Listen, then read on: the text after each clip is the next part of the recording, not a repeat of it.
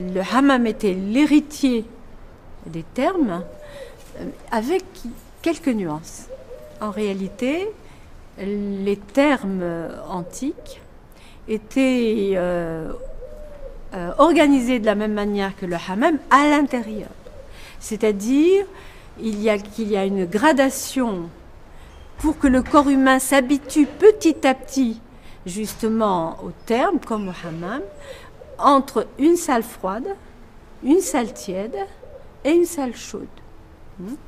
Alors, frigidarium, tepidarium, caldarium.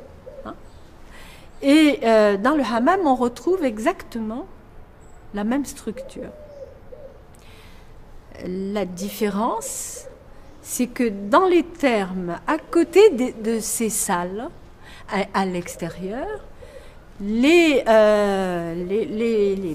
personnes qui se rendaient au terme pouvaient faire déjà de la gymnastique à la palestre.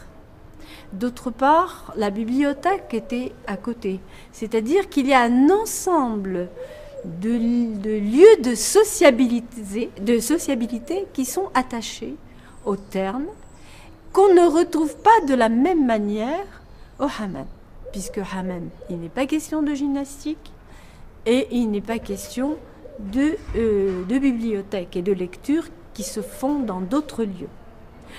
Là, les espaces dont je vous parlais tout à l'heure, des salles, sont précédés d'abord par une grande salle d'accueil des personnes qui entrent au hammam.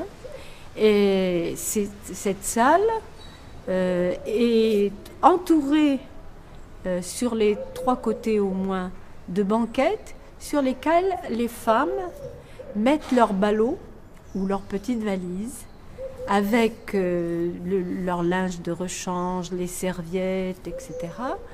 Et d'autre part, le matériel qui doit leur servir à l'intérieur des salles du hammam. Dans les 2 cas, je pense qu'il y a des masseurs et des masseuses, bien entendu. Et le hammam a également une autre particularité intéressante, c'est que en dehors de l'usage annuel, hebdomadaire des familles, le hammam est investi symboliquement d'une manière très importante autour des cérémonies de mariage, puisque la jeune fille est préparée avec des sortes de bains presque rituels, épilée, on lui teint les cheveux au henné ou à la teinture noire, et il y a tout un rituel du hammam qui est directement lié au mariage.